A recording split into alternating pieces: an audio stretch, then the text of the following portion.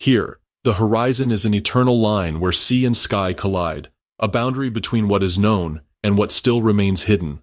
Its surface is a restless skin of motion. Waves crash with thunderous rhythm, their white crests whipped into foam by relentless winds. Storms roar across its body, spawning walls of water as tall as city buildings.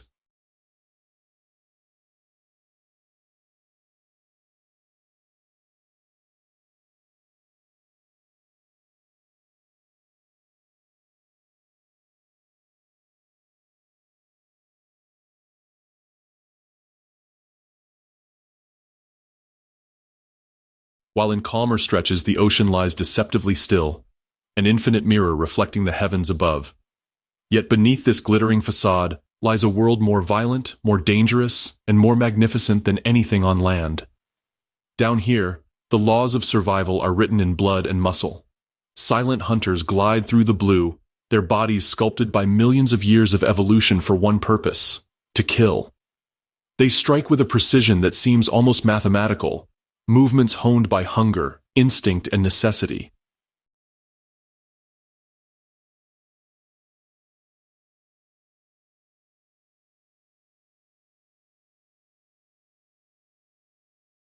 Sharks, their jaws lined with serrated teeth like living saw blades, patrol the depths. Pods of orcas, black and white phantoms, sweep through the waves in coordinated attacks. Giant squids rise from the abyss, their tentacles armed with barbed suckers designed to drag prey into crushing beaks. It is a realm where mercy does not exist, and hesitation is death.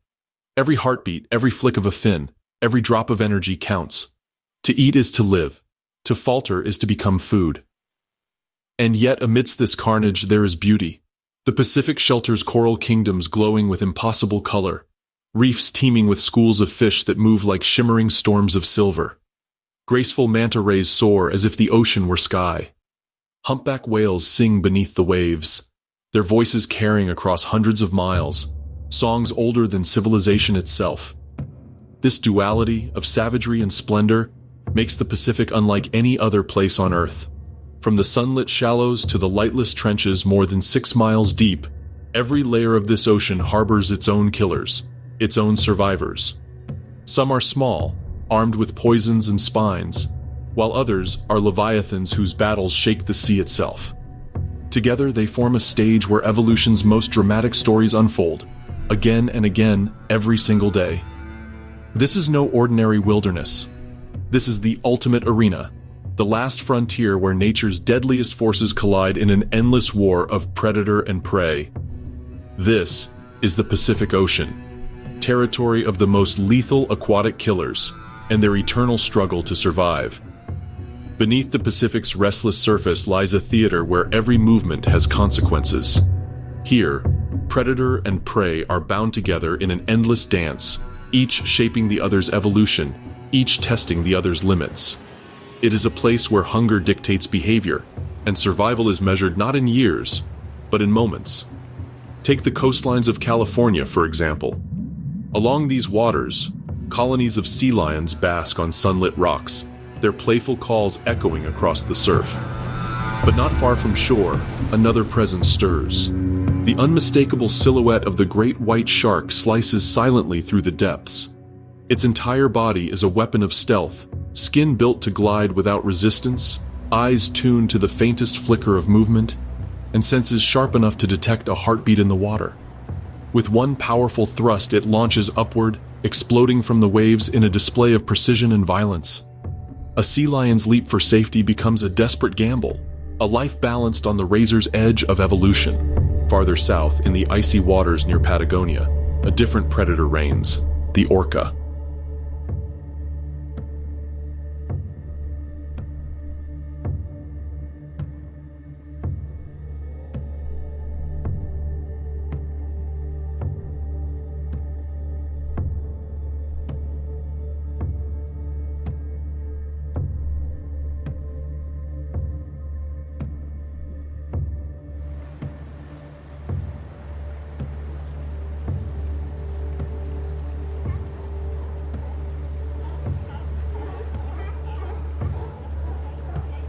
Known as the wolves of the sea, Orcas bring intelligence and strategy into the arena of survival. A pod works as one, driving terrified schools of fish into tight spirals, forming bait balls that shimmer like liquid silver. With coordinated strikes, they pick off individuals, feeding efficiently while conserving energy. Yet their hunts are not limited to fish. Orcas target sea lions, dolphins, and even the great whales themselves. A mother gray whale, guiding her calf through migration routes, faces relentless pursuit. The pod isolates the newborn, exhausting it with repeated strikes until the ocean grows quiet again. Here, raw strength alone is not enough. Only strategy, communication, and timing ensure the orca's survival.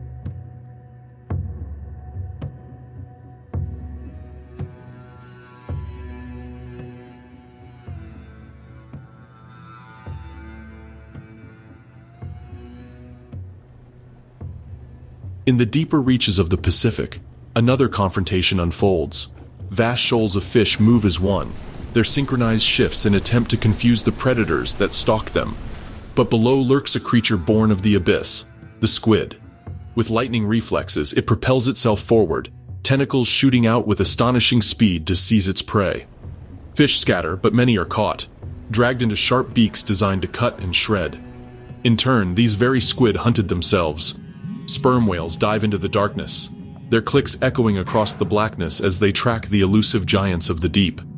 Down here, every encounter is both hunt and hazard. What unites these battles is the constant tension, an arms race without end.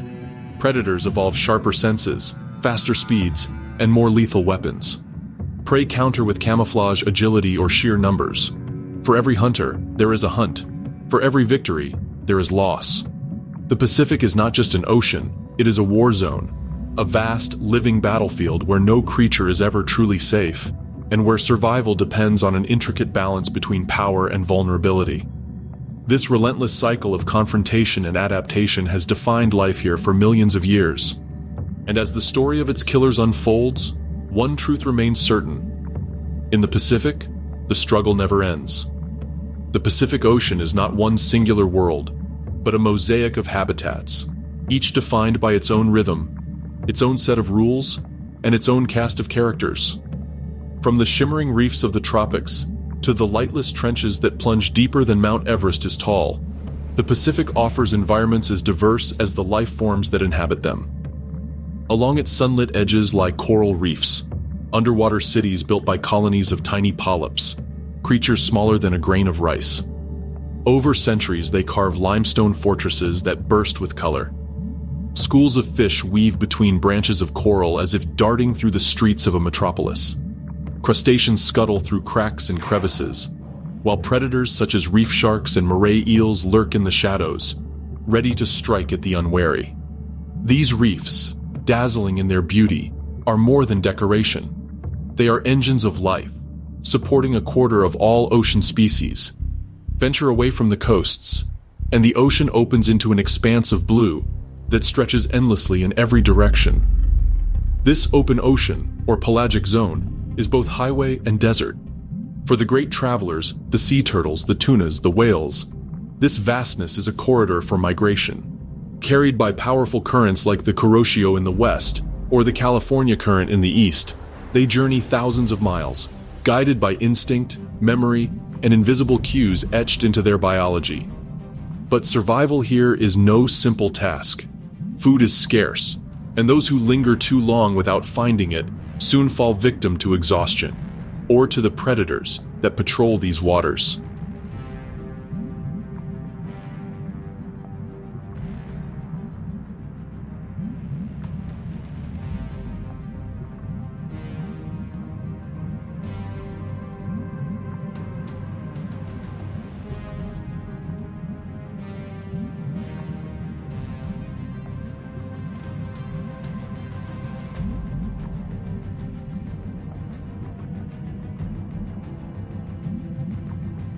And then there are the trenches, the Pacific's deepest secrets, the Mariana Trench, the Tonga Trench, the Kermadec.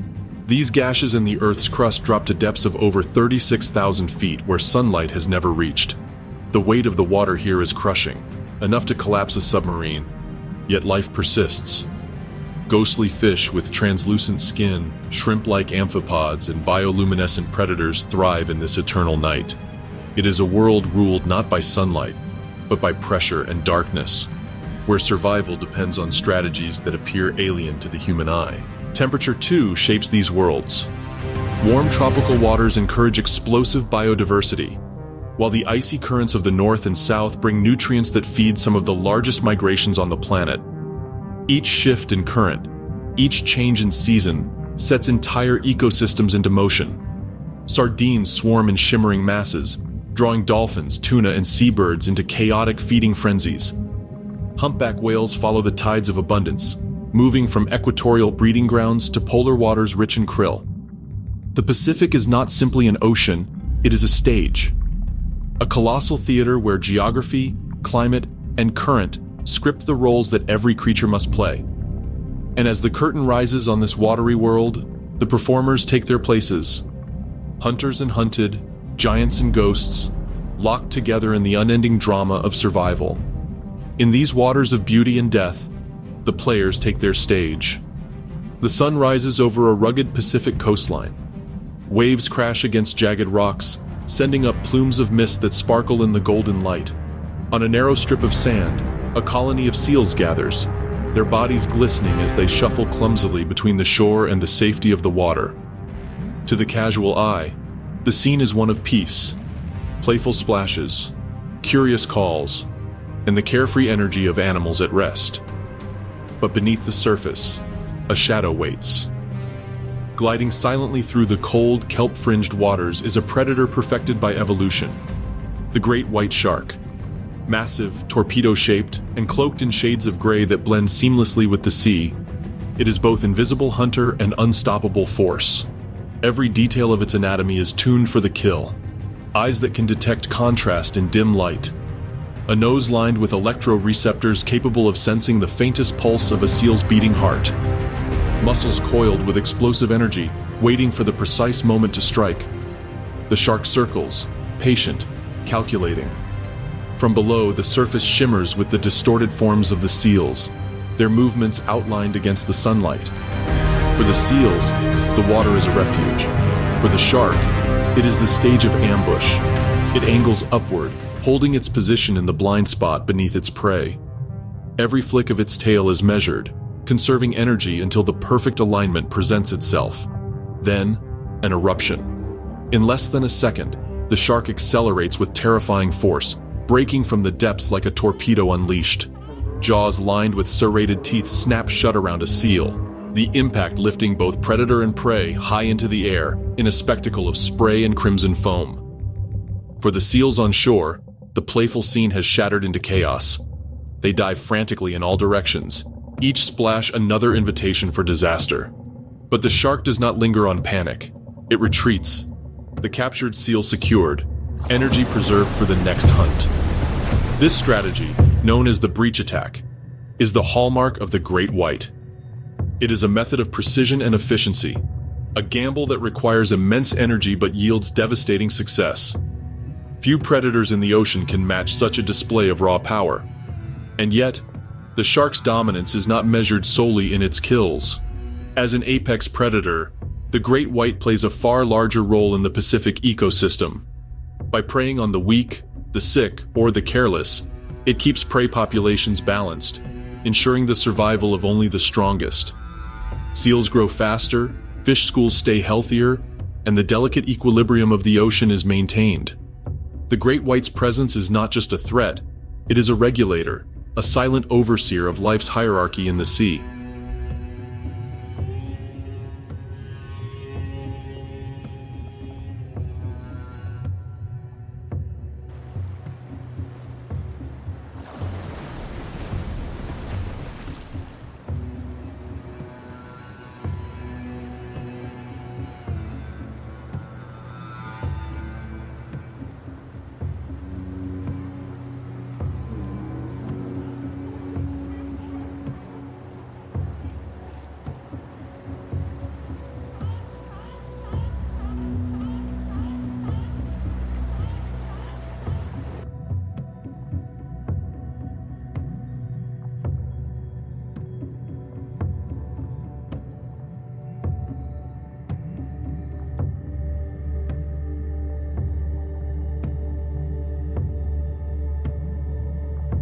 For the seals, every entry into the water carries risk.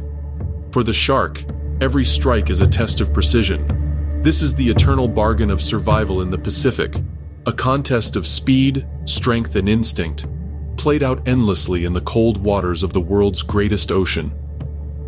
Far from shore, where the water glows turquoise in the sun, a shadow forms, a ripple that stretches wider and wider until it resolves into dozens of shapes. Sleek bodies, tall dorsal fins, and unmistakable heads that sweep from side to side like alien instruments. A school of hammerhead sharks moving together in silent formation. Unlike the solitary great white, hammerheads are rarely alone. They gather in numbers that transform them from hunters into an army, their synchronized movements an intimidating display of unity. Dozens of powerful bodies glide through the current as if connected by a single mind, each turn and shift mirrored by the others. For smaller fish caught in their path, it is not the threat of one predator, but many, that darkens the water. Their most distinctive feature, the hammer-shaped head, or cephalofoil, is far more than an oddity of design. It is a weapon of survival.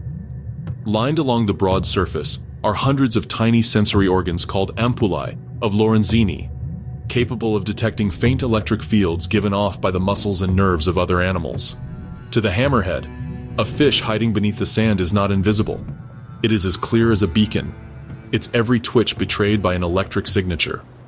Sweeping their heads side to side, hammerheads scan the seafloor like living metal detectors, uncovering prey that would otherwise remain unseen. In the shallows, rays bury themselves beneath layers of sand, disguising their presence from ordinary hunters. But to the hammerhead, this camouflage is futile. With a sudden dip of its wide head, it pins the ray down, jaws closing in a decisive strike. When the school hunts together, each shark covers a swath of ground, their wide heads overlapping like the arcs of a radar array. Nothing escapes detection for long. Their cooperative style gives them a distinct advantage in the Pacific's vast hunting grounds. While one shark corners a school of fish, others sweep in from different angles, tightening the circle until escape routes vanish. Like wolves corralling prey on land, hammerheads use numbers to wear down resistance, ensuring that the chase ends swiftly and efficiently. And yet, for all their fearsome tools and teamwork, hammerheads face challenges that test their survival. Their large schools, once a symbol of strength, can also draw the attention of larger predators such as orcas, who exploit their clustering behavior. For the hammerhead, safety in numbers is a double-edged sword, protection against some threats, but vulnerability to others. Still, the hammerhead endures, a specialist perfectly adapted to its niche. In the Pacific, where every predator has its role, they are the seekers, the hunters who probe the hidden places, who uncover what others cannot. Their strange silhouette, sweeping side to side across the seafloor, is more than a shape. It is a reminder of evolution's endless creativity in the battle for survival. The Pacific is a realm of abundance, but it is also a realm of scarcity. For every thriving reef or swarming shoal, there are stretches of open ocean where food is scarce, and survival favors only the most adaptable.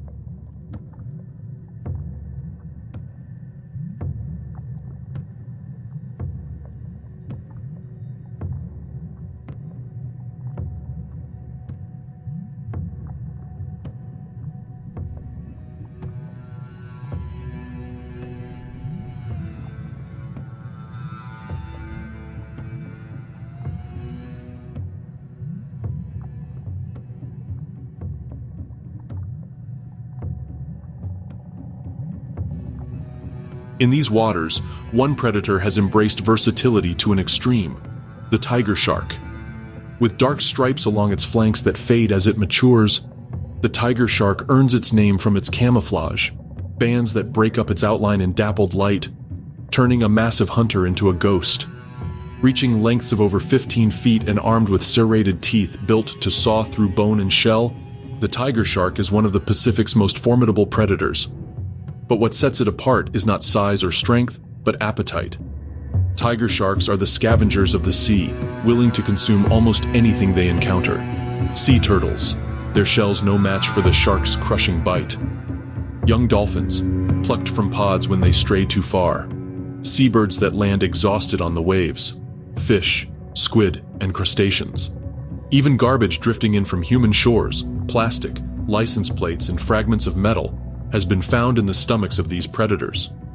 Where other hunters are selective, the tiger shark is indiscriminate. For it, survival is a matter of taking every opportunity, no matter how unusual. This brutal opportunism makes the tiger shark one of the ocean's most successful hunters. Unlike great whites, which favor ambush or hammerheads, which specialize in electrodetection, tiger sharks rely on sheer adaptability. They patrol coasts, reefs, and open water, adjusting their diet to whatever the environment provides. A coral reef offers turtles and reef fish. A migratory route offers young whales or dolphins. A floating carcass becomes a feast, drawing sharks from miles away. To a tiger shark, no meal is too strange, no target too ambitious. But this versatility is more than gluttony. It is survival. The Pacific is vast, and its resources shift with seasons, currents, and climate. A predator that feeds only on one kind of prey risks starvation when that prey disappears. The tiger shark, however, thrives in uncertainty. Its willingness to eat almost anything ensures it can endure where others falter. Still, adaptability comes at a cost. While tiger sharks dominate coasts and tropical waters, they are rarely seen in great numbers. Solitary by nature, they roam alone, each shark covering wide territories in search of food. For them, survival is not about strategy or teamwork, but about being in the right place at the right time and seizing whatever chance appears. To some, they are the garbage cans of the sea, indiscriminate and ruthless. Yet their role is vital. By consuming the weak, the injured, and even the dead, tiger sharks act as cleaners of the ocean, recycling energy back into the food web. Their presence maintains balance, ensuring that disease and decay do not spread unchecked. In the Pacific, where plenty can shift to scarcity in a heartbeat, the tiger shark is the ultimate opportunist, an embodiment of nature's harshest law: adapt or die.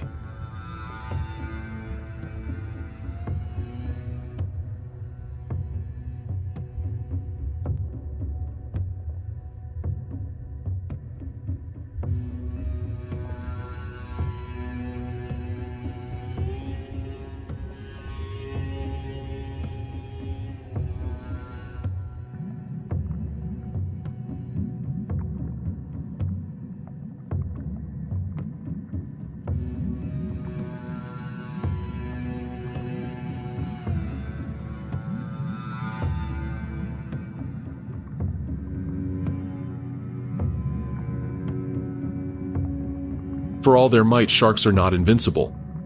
In the Pacific, power comes with a price, and even the apex predators pay it.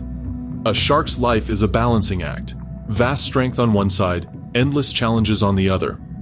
Survival here is not guaranteed.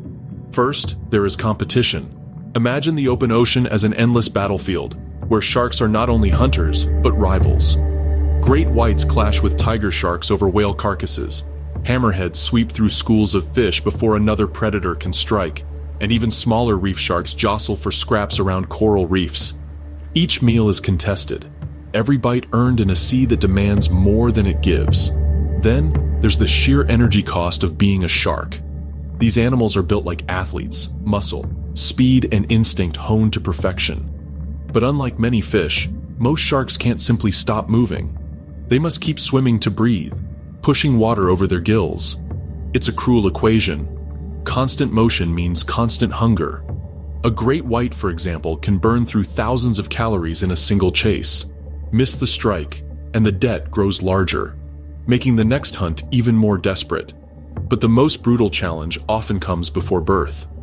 In the hidden darkness of a shark's womb, survival begins as cannibalism. Embryonic sharks develop teeth early, and the strongest consume their weaker siblings in utero.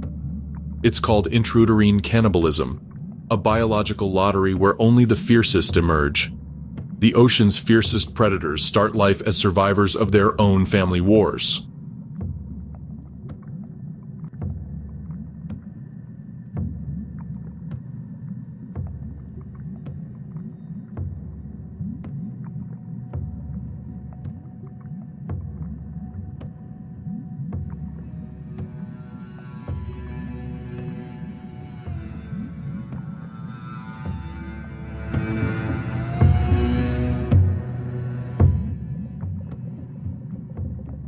For sharks, competition is coded into their very DNA. Yet the gravest threat of all doesn't come from rival sharks. It comes from us. Human fishing fleets scour the Pacific, targeting sharks for their fins, meat, and oil. An estimated 100 million sharks are killed globally each year, many of them in these very waters. Longline hooks stretch for miles, and drift nets capture indiscriminately, tearing through populations that have ruled the seas for millions of years. For creatures that reproduce slowly, some species taking over a decade to reach maturity, the pressure is crushing. The greatest predator of the Pacific isn't a shark, or an orca, or a squid. It's human. Still, sharks endure. They adapt, as they always have. Some shift their hunting grounds, others change their diets.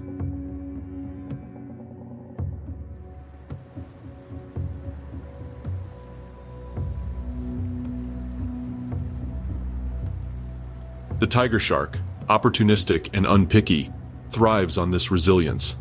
Yet adaptation has limits, and the Pacific is no longer the same battlefield it once was.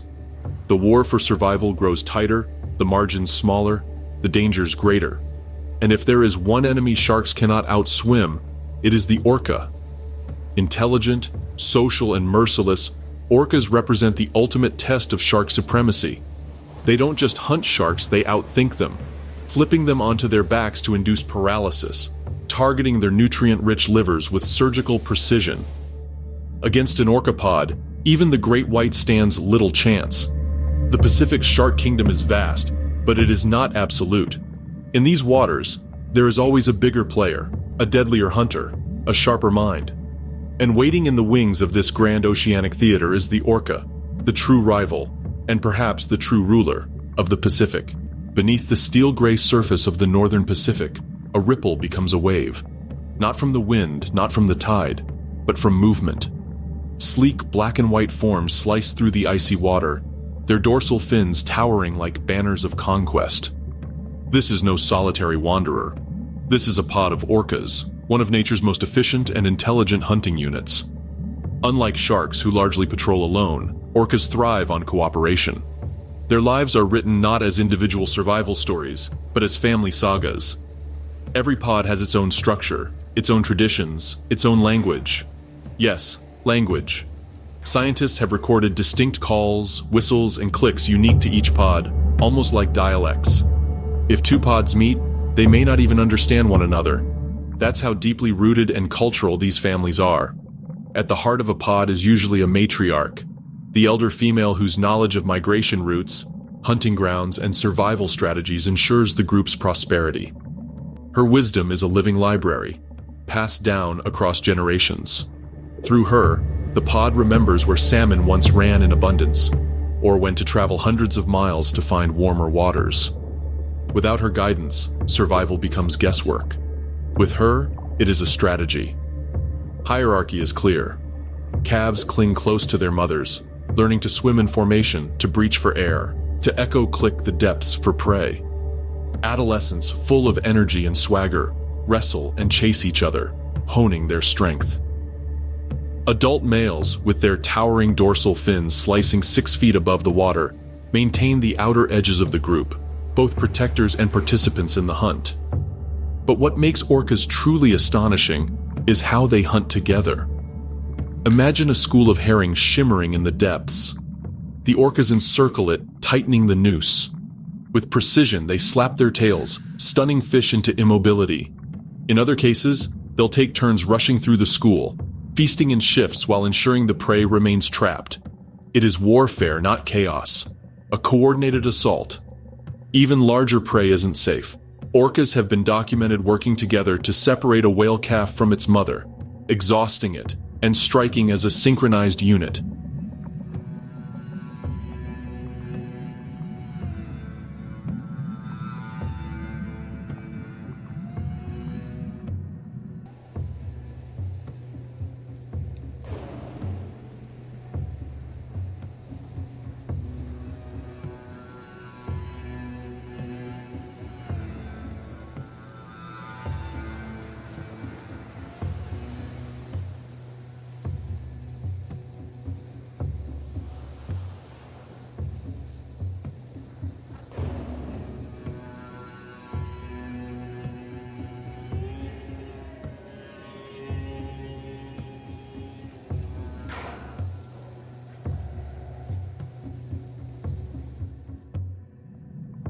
In colder waters, they've been seen using waves as weapons, generating surges to knock seals from ice floes.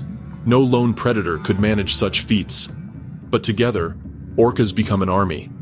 And then there's communication. Beneath the surface, their world is filled with sound. Sonar clicks bouncing through the water, whistles calling calves back to safety, deep pulses exchanged between adults. It's a constant and complex conversation, one humans can only guess at. Are they strategizing? Encouraging? Warning? Perhaps all of the above. Yet, for all their power, orcas remain tightly bound to each other by family. They don't abandon calves. They don't exile the weak. They thrive together or not at all. The Pacific is a ruthless arena, but within the pod lies one of nature's most enduring alliances. And somewhere out there, a pod is on the move, dorsal fins slicing like shadows, a silent orchestra preparing for its next performance on the stage of survival. The ice is calm. A seal basks on a floe, belly stretched in the weak Pacific sun, oblivious to the danger that stirs below. The water seems still, silent, but beneath its glassy surface, shadows glide with intention. Orcas, masters of patience, experts of teamwork, and architects of one of the most ruthless hunts in the ocean. Unlike the solitary stalk of a shark, orcas transform hunting into theater. Each member of the pod knows their role.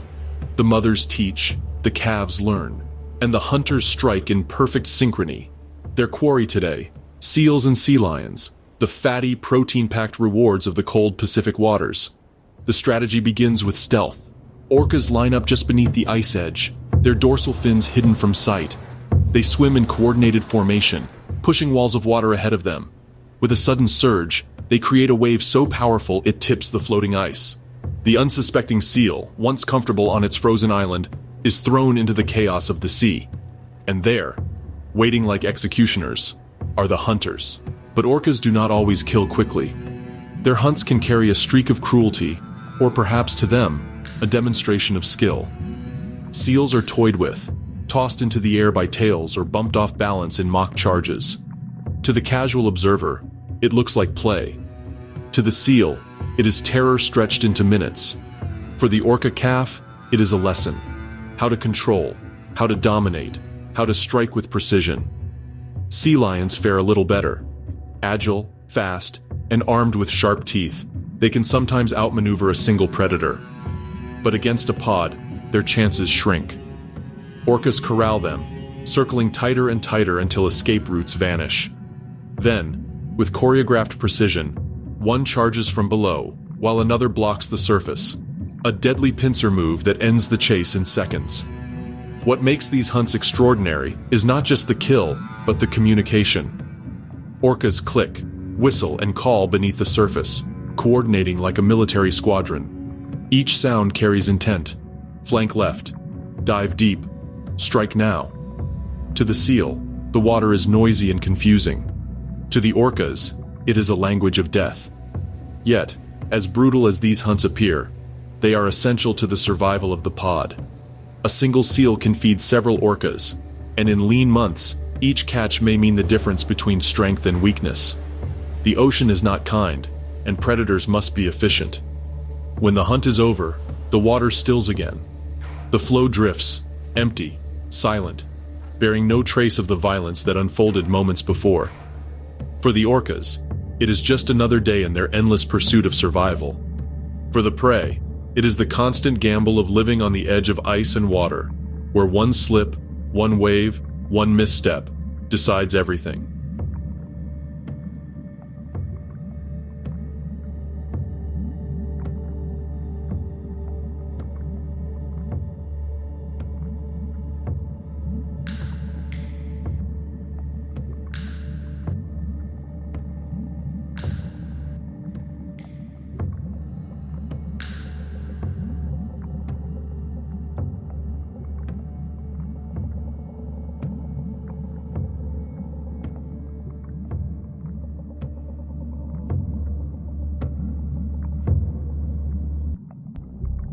The Pacific is no stranger to violence, but few spectacles rival the sheer savagery of orcas taking on whales. It's not predator versus prey in the traditional sense. It's a clash of titans, a gang assault against giants that weigh more than school buses. Orcas, with their cunning intelligence and ruthless efficiency, stand as the ocean's wolf pack. Whales, slow-moving and protective, often find themselves the desperate defenders in these brutal encounters. The most infamous battles occur when gray whales migrate along the Pacific coast. Every year, mothers escort their calves, tiny in whale terms, still weighing several tons, from breeding grounds in Mexico to feeding grounds in the Arctic. This journey is a gauntlet. Along the way, orca pods lie in wait, knowing that a young calf is a vulnerable target. What follows is nothing short of organized warfare. Gray whale mother, guiding her calf through shallow waters, hoping to keep to the coastline for safety. But from the deeper blue, the orcas approach, sleek shadows slicing forward with terrifying coordination. They begin their assault not by attacking head-on, but by cutting off escape routes, boxing the pair in like practiced hunters. The mother positions herself between the pod and her calf, but the orcas know her tactics well. They rush in waves, distracting her, wearing her down. Then the cruelty intensifies. Some orcas ram the calf from below, flipping it or separating it from its mother's side. Others leap onto its back, pushing it under the surface to exhaust it. The strategy is terrifying. Drown the calf, keep the mother occupied, and exploit every moment of panic. Hours can pass as this slow-motion battle plays out, a test of endurance between maternal devotion and the merciless persistence of the pod. Gray whales are not helpless, though. Mothers fight with astonishing ferocity, thrashing their tails like sledgehammers, using their sheer bulk to shield their young. Sometimes, they even press their calves against the seabed or wedge them against rocks to protect them from circling orcas.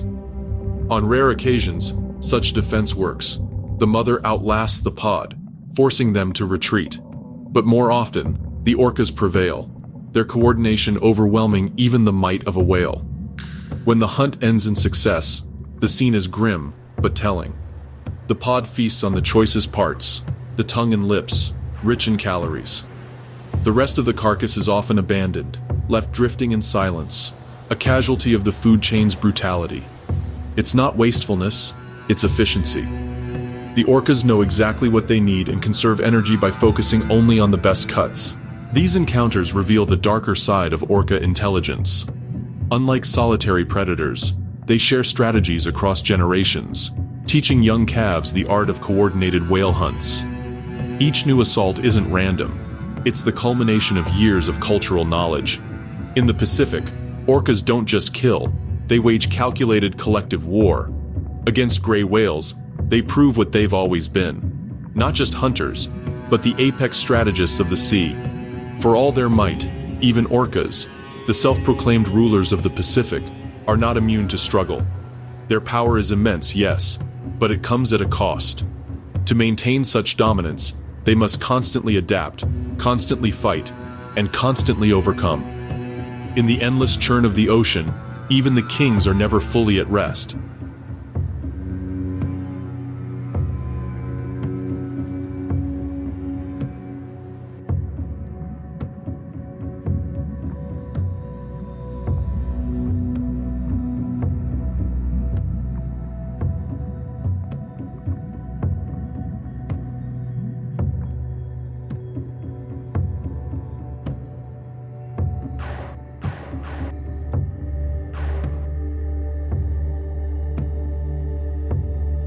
The most pressing challenge lies in the survival of the calves.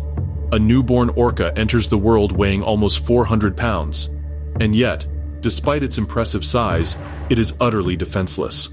The ocean is no nursery, it is a battlefield. From the moment they draw their first breath, calves face the shadow of death. Sharks lurking in the depths, rival pods encroaching on territory, and even starvation if food becomes scarce. Mothers nurse their young for over a year, teaching them to swim in perfect synchrony, shielding them from predators, and guiding them on migrations that can stretch thousands of miles. Still, the loss is staggering. Up to half of orca calves die before reaching maturity. For a species that relies so heavily on close family bonds, every death is more than just a statistic. It is heartbreak woven into survival. But then, there is competition. Orcas may stand at the top of the food chain, but apex predators never rule alone. Sharks, particularly great whites, sometimes cross paths with orcas. The battles are rare but legendary. With coordinated strikes, orcas can flip a great white onto its back, inducing a paralysis known as tonic immobility. Once the shark is helpless, the orca goes straight for the liver, a fatty, nutrient-rich organ. It is brutal and efficient. Yet the presence of sharks also means a constant struggle for territory and prey. Sometimes, orcas must abandon prime hunting grounds simply because the energy cost of fighting rivals is too high.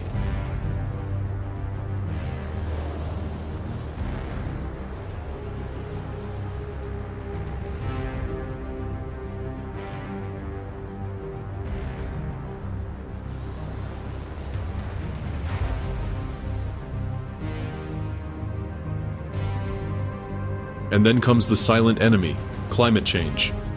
The Pacific is warming, ice flows are thinning, and prey migration patterns are shifting. Seals, once abundant in certain regions, are retreating northward. Salmon runs, which sustain certain orca populations, are collapsing under the pressure of overfishing and rising temperatures. The result? Orcas are forced to expand their menu. Some pods that once thrived on fatty whale calves now turn to stingrays, tuna, even seabirds. But these changes are not without consequence. Smaller, less energy-dense prey means mothers must hunt longer, pods must travel farther, and calves grow weaker. The very environment that once crowned them as ocean emperors now tests their resilience. To survive, they must rely more than ever on intelligence and cooperation, the qualities that made them legends in the first place. But one question hangs heavy in the waves. How long can they adapt before the ocean itself changes beyond recognition? Because in the Pacific, even the apex predator lives not in comfort, but in constant negotiation with nature. Every hunt, every migration, every calf's first breath is a gamble. For the orcas, survival isn't guaranteed. It is earned, day after day, in waters that grow less forgiving with each passing season. The Pacific is a battlefield, yes, but not all is blood and terror. Sometimes survival looks like play. Cutting through the surf, a pod of dolphins bursts from the water, twisting, spinning, and arcing in dazzling displays. To the human eye, it looks like joy. To the dolphins, it is much more.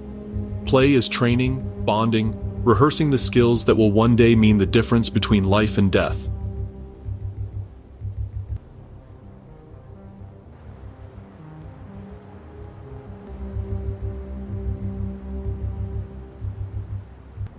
Unlike sharks or orcas, dolphins aren't solitary stalkers. They thrive in numbers. Their secret weapon is not brute strength, but intelligence. Deep within their sleek bodies lies a sonar system so advanced that human submarines look primitive by comparison. Echolocation, clicks, whistles, and bursts of sound bounce through the water, painting a living map of the ocean in their minds. Every flicker of fish, every hiding squid, every rival predator is revealed. But orcas do not always kill quickly. Their hunts can carry a streak of cruelty, or perhaps to them, a demonstration of skill. Seals are toyed with, tossed into the air by tails, or bumped off balance in mock charges. To the casual observer, it looks like play. To the seal, it is terror stretched into minutes. For the orca calf, it is a lesson: how to control, how to dominate, how to strike with precision. Sea lions fare a little better. Agile, fast, and armed with sharp teeth, they can sometimes outmaneuver a single predator. But against a pod, their chances shrink. Orcas corral them, circling tighter and tighter until escape routes vanish.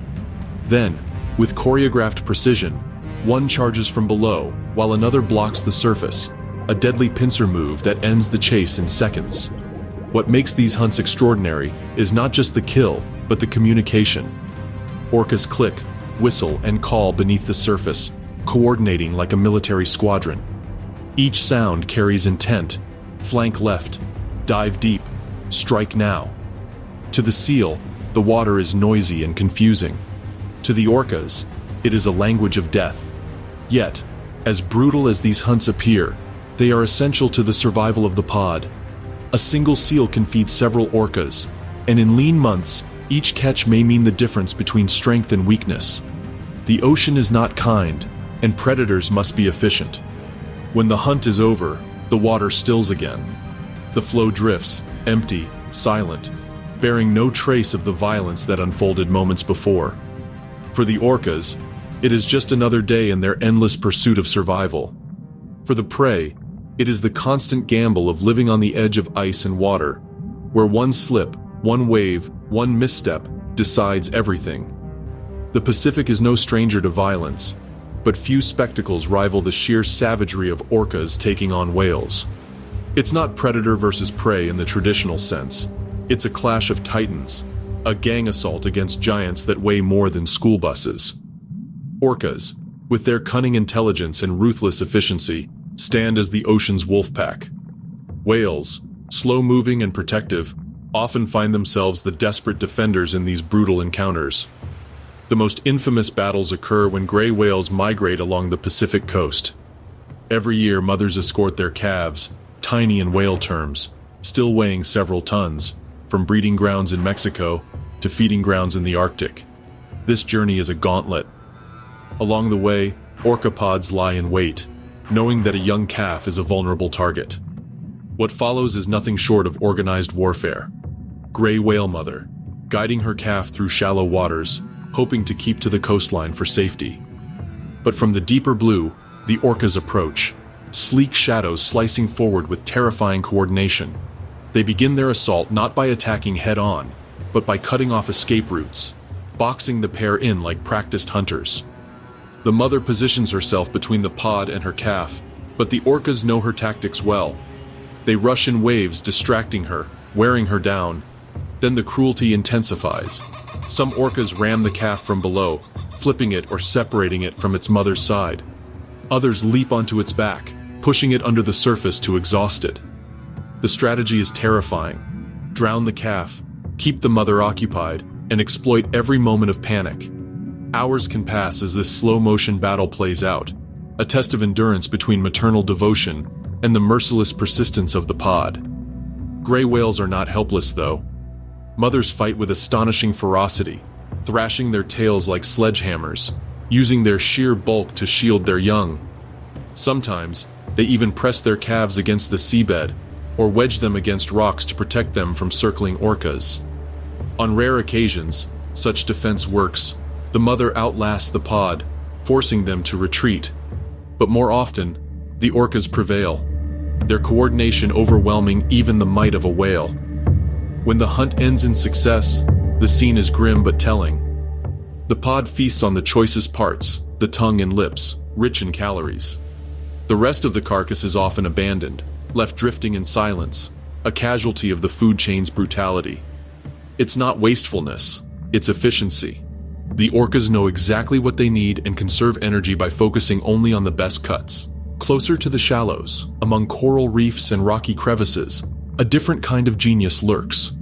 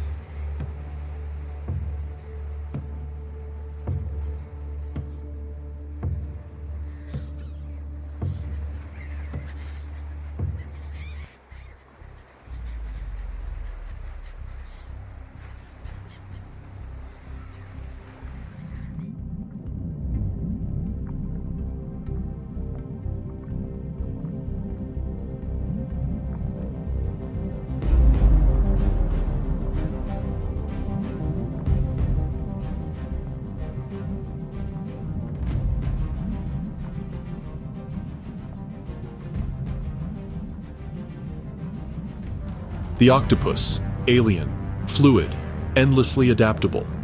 With no bones to bind it, this creature is a shapeshifter, slipping through cracks no larger than its beak. Its skin, alive with chromatophores, can ripple from sandy beige to electric red in the blink of an eye, rendering it both invisible and spectacular. But camouflage is only the beginning. The octopus is an artist of survival, wielding ink clouds to blind predators and confuse attackers. With 8 arms armed with suckers, it explores, manipulates, and even problem solves. Some species have been filmed carrying coconut shells across the seafloor, crafting portable shelters like tool-wielding architects. Others mimic venomous fish or sea snakes, adopting borrowed identities to ward off danger. As a predator, the octopus is swift and cunning. It pounces on unsuspecting crabs, enveloping them in a living net of arms before injecting a paralyzing venom. Yet as prey, it lives under constant siege from sharks, eels, and humans. Its survival lies in wit, not brute force. Escape is the essence of its existence. Perhaps most haunting is its fleeting life. The octopus, for all its brilliance, lives only a few short years.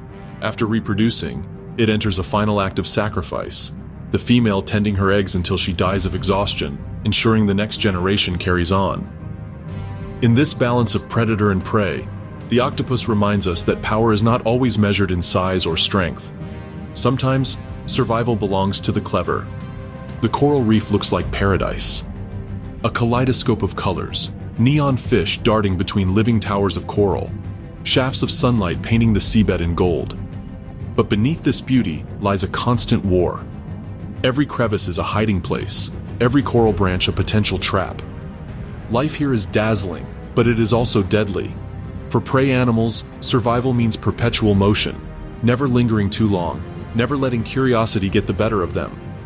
A butterfly fish that hesitates too close to a coral head might not notice the stonefish buried in the sand below, its venomous spines waiting. A school of parrotfish grazing on algae suddenly bolts, sensing the approach of a reef shark gliding silently overhead. On the reef, predators lurk everywhere. Some are masters of patience, waiting for hours within camouflage that borders on invisibility. Others are bursts of speed and power, striking before their target can even register danger. For herbivores and small carnivores alike, the very act of eating can be a death sentence. This battlefield is not just predator versus prey, it is a 3-dimensional chessboard of strategy. Predators compete with one another as much as they hunt the smaller creatures. The narrow alleys between coral towers are both escape routes and kill zones. One wrong turn, and a panicked fish might swim straight into the jaws of another hunter. The reef is a paradox, the most colorful, vibrant ecosystem in the ocean, and one of the most dangerous. Beauty and brutality woven together. Survival here requires more than speed. It demands awareness, timing, and luck. In the labyrinth of the reef, 3 unlikely hunters sometimes come together to form one of nature's most fascinating partnerships: moray eels, groupers, and reef sharks. It begins with the grouper. Broad-bodied and powerful, groupers are ambush hunters. But when prey hides deep within a coral hole, they're helpless. So, the grouper seeks an ally, the moray eel. Slender, sinuous, with jaws lined with needle teeth, the moray can slip into cracks and crevices where no grouper could reach. The two will hunt side by side, the grouper herding prey toward the rocks, the eel diving into the holes to flush them out. It is cooperation born not of friendship, but of mutual gain. Sometimes a third predator joins the scene, the reef shark. Sleek, fast, endlessly hungry. The shark adds chaos to the hunt, chasing fish into tighter spaces where the grouper and eel can finish the job. At times, all 3 seem to move in concert, as if rehearsed, circling, herding, flushing, striking. For the prey, it is a nightmare scenario. The sky blocked by a circling shark, the coral caves prowled by eels, and the exits guarded by a grouper's gaping maw. There is nowhere to run, no chance of survival. This unusual alliance demonstrates the complexity of life on the reef. In a world where food is never guaranteed, predators set aside rivalry and embrace cooperation. For a fleeting moment, they form an uneasy truce. Once the hunt is over, however, the balance resets. Tomorrow, the grouper may find itself avoiding the very shark it once hunted beside. The reef does not reward loyalty, only adaptation, only survival. On a moonlit beach, the sand begins to stir. Tiny heads push through grains of earth, fragile flippers flailing against the weight of the world. It is a timeless ritual, the hatching of sea turtles. Thousands emerge together, scrambling toward the glimmer of moonlight reflecting on the ocean. But this race is not a celebration. It is a gauntlet. Ghost crabs lie in wait at the shoreline, their claws snapping at the vulnerable hatchlings. Birds circle overhead, swooping down to pluck the young from the sand before they ever taste salt water. Even the first waves hold danger, as fish prowl just beyond the surf, waiting for the helpless to arrive. For every 1,000 eggs laid, only a handful will ever reach adulthood. Those that make it into the ocean begin their great migration. Carried by currents, young turtles drift across entire oceans, navigating by magnetic fields like mariners of the deep. But predators haunt every stage of their journey. Sharks lurk beneath the surface. Dolphins test their agility with deadly chases. And humans too have joined the hunt, nets, pollution, and poaching turning the sea into a minefield. And yet, sea turtles endure. Green turtles, leatherbacks, hawksbills, all have survived since the age of dinosaurs, outlasting mass extinctions and shifting continents. Their shells are living armor, their instincts honed across millions of years. When a fully grown turtle glides through coral reefs, grazing on seagrass or resting in the shallows, it seems almost untouchable, majestic, ancient, serene. But their struggle never ends. From their first breath on the sand to their return decades later to lay eggs of their own, sea turtles live a cycle of peril and perseverance. Each survivor is a living testament to endurance in an ocean ruled by predators. If the sea has a soul, it sings through the whales. In the endless blue, the mournful songs of humpbacks ripple across miles, carrying stories of migration, mating, and memory. These giants, weighing as much as 40 tons, are among the most peaceful beings in the ocean. They glide with grace, filter feeding on krill and plankton, living lives that seem almost untouched by violence. But even giants are not free from danger. A newborn calf is the ocean's most vulnerable treasure. Gray whales, after migrating thousands of miles from Arctic feeding grounds to warmer calving lagoons, face peril from the moment their young take their first breath. Orcas, apex hunters with coordinated strategies, lie in wait. They separate calves from their mothers, exhausting them with relentless pursuit. The ocean boils with violence as orcas ram, bite, and strike until the calf succumbs. For orcas, it is survival. For whales, it is tragedy. Yet whales are not defenseless. Humpbacks, for reasons scientists are still unraveling, often intervene in orca hunts, even when the calves under attack are not their own species. They charge with sweeping tails and massive bodies, placing themselves between predators and prey. These acts of defiance have earned them the title of guardians of the ocean. Beyond predation, whales endure other struggles. Climate change reshapes the oceans, shifting the distribution of plankton and krill. Human activity adds new perils: ship strikes, noise pollution, and plastic that drifts into their vast feeding grounds. Still, whales continue their ancient migrations, some lasting thousands of miles, connecting distant seas in their eternal journeys. To witness a whale breaching, 40 tons of life leaping free from the ocean before crashing back into the depths, is to see power, grace, and survival embodied. They are gentle giants, yet they live in constant negotiation with a sea that does not forgive weakness. In the ocean of predators, whales remind us that strength comes not only from teeth and blood, but from endurance, resilience, and song. Down where sunlight surrenders, the ocean becomes an alien world. The pressure would crush a submarine, and yet life thrives in dazzling, eerie ways. Tiny sparks of bioluminescence flicker like stars in the eternal night, a galaxy beneath the waves. At the center of the strange world reigns the lanternfish. They may be small, barely the size of a finger, but don't underestimate them. Each night, trillions of lanternfish rise from the abyss to feed near the surface, performing the largest migration on Earth. And when they return to the depths, they bring the energy of the surface world with them, fueling an entire food chain in the darkness. But survival here is no gentle drift. Gulper eels patrol the depths, grotesque shadows with jaws that can unhinge wider than their bodies. They're like living traps, floating silently, until an unsuspecting lanternfish swims too close, then snaps. The abyss swallows its light. Predators and prey alike here are designed for deception. Some fish dangle glowing lures from their heads, mimicking the soft flash of food to draw in victims. Others shimmer with counter-illumination, disguising themselves by glowing just enough to match the faint light above, erasing their silhouette. In the deep sea, visibility means vulnerability, and survival means trickery. Even falters, the whale seizes its chance. With a final thunderous surge of muscle, it swallows the giant whole, sending the echoes of the battle fading back into silence. When the victor rises from the depths, it carries the memory of the clash carved into its body. The pale ribbons etched across its skin are not just scars, they are proof. Proof that in the deep, myth becomes reality. Proof that survival in the abyss is never given. It is fought for scar by scar in battles no human eye will ever truly witness. The ocean doesn't just belong to those beneath the waves, it belongs to the sky dwellers too. Thousands of seabirds cling to sheer cliff faces, their nests balanced on impossible ledges, their lives a constant gamble. Each egg is treasure, but also a feast in waiting for predators.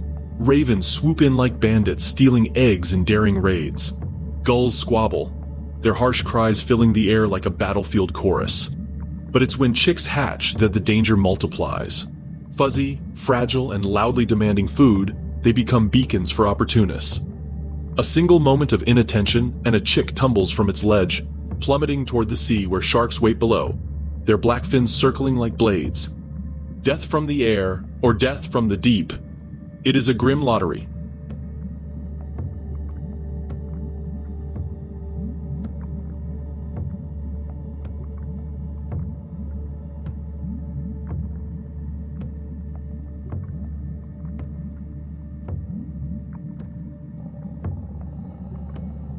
Down on the beaches, sea lions gather in noisy, chaotic colonies. The air is filled with their barking, a mix of defiance and anxiety. Males battle in brutal displays, slamming into each other with teeth bared, each one desperate to defend a harem. But beyond their skirmishes lies an even greater danger. Predators.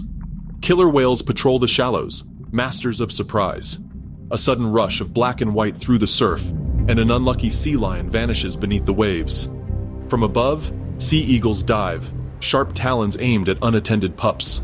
The colony never truly rests, for enemies strike from every angle. Here life is a gauntlet of survival, cliff, sea, and shore converging in a cycle of risk. The cries of seabirds and the barks of sea lions tell a single story. In the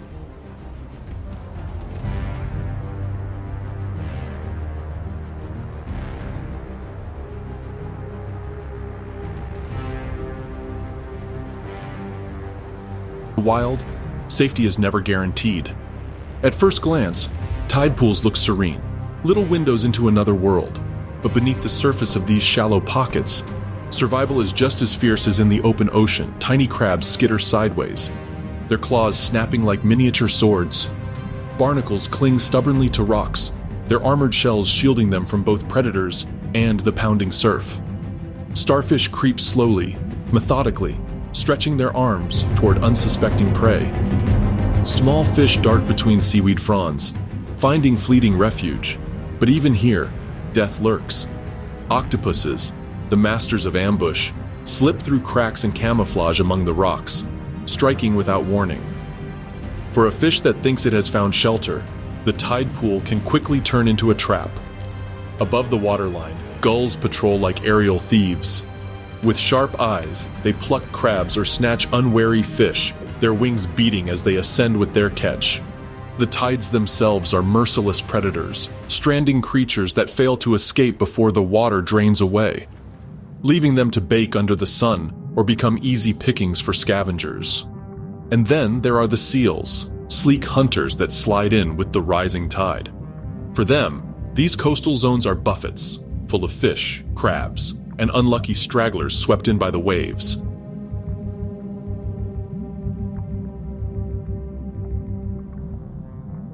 Life in the intertidal zone is a constant test. Adapt, hide, fight, or perish. Every creature here, from the smallest limpet to the sharp-eyed gull, is both hunter and hunted.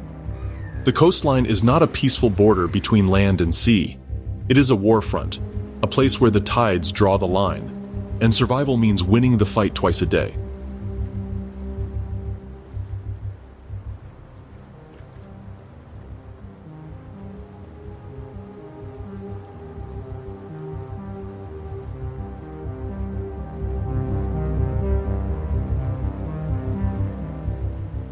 The Pacific Ocean is a place of battles, alliances, and eternal survival.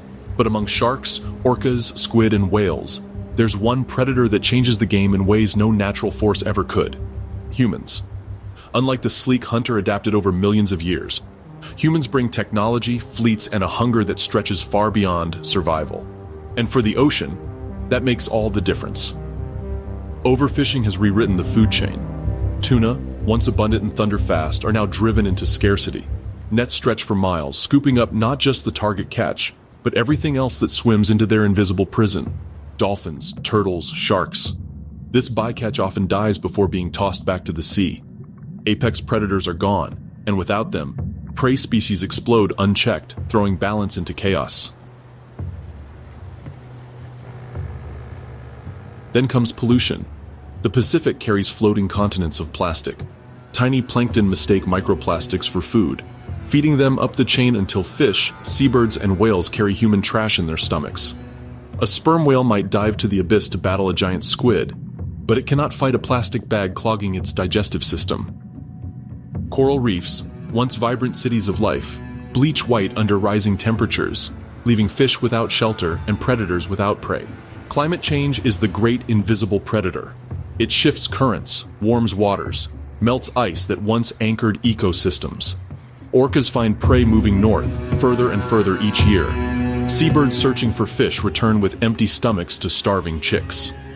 The Pacific's battles, once defined by strength and cunning, are now waged against a backdrop of change that no creature evolved to face. And yet humanity's influence isn't only destructive. Conservation zones, marine sanctuaries, and protected areas are attempts to restore balance. In some places, tuna stocks recover.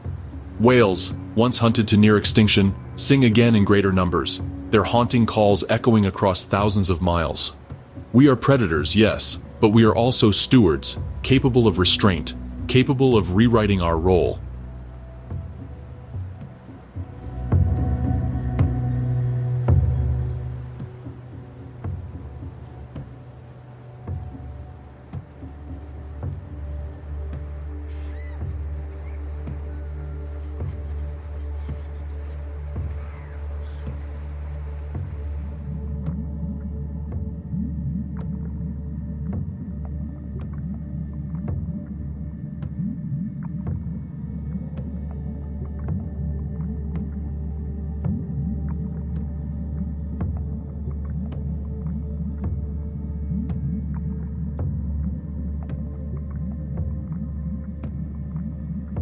Still, the question lingers like a storm on the horizon. Will humans step back in time to let the Pacific breathe?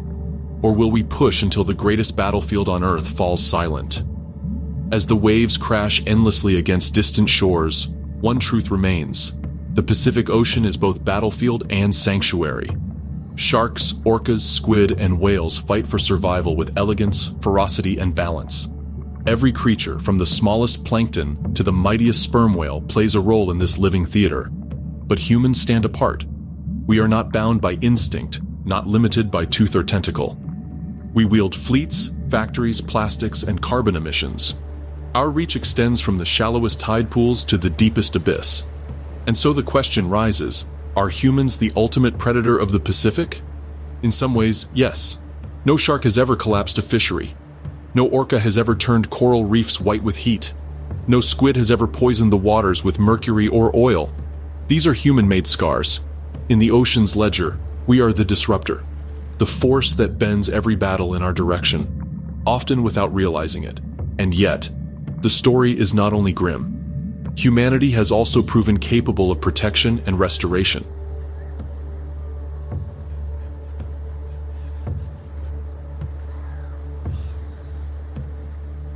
We can close fisheries, and fish come back. We can ban hunting, and whales rebound. We can reduce pollution, and coral shows signs of recovery. Where nature is given space, it is astonishingly resilient. The Pacific does not hold grudges. It waits patiently for balance. So perhaps we are not simply predators. Perhaps we are judges, the critics of an ecosystem we barely understand, deciding which species thrive and which vanish. It is an uncomfortable role, but one that carries responsibility. Standing at the edge of the ocean, watching waves stretch into infinity, we feel small. And yet, every plastic bottle, every fishing net, every policy, and every choice we make proves that we are anything but small. The Pacific has survived ice ages, volcanic upheavals, and meteors, but can it survive us? The answer will not be found in the roar of a shark's attack, nor in the silent descent of a giant squid. It will be found in whether humanity chooses to respect the ocean as both battlefield and cathedral, to admire its predators, to fear its storms, but also to safeguard its future. Because in the end, the Pacific is not only theirs, it is ours too. And if we wish to keep it alive, filled with battles and songs and mysteries, then we must remember, the greatest predator is also the only one capable of mercy. And mercy may be the ocean's final hope. But what do you think? Let us know in the comments section, and if you enjoyed the vast ocean life, don't forget to check out the wild dogs of Africa.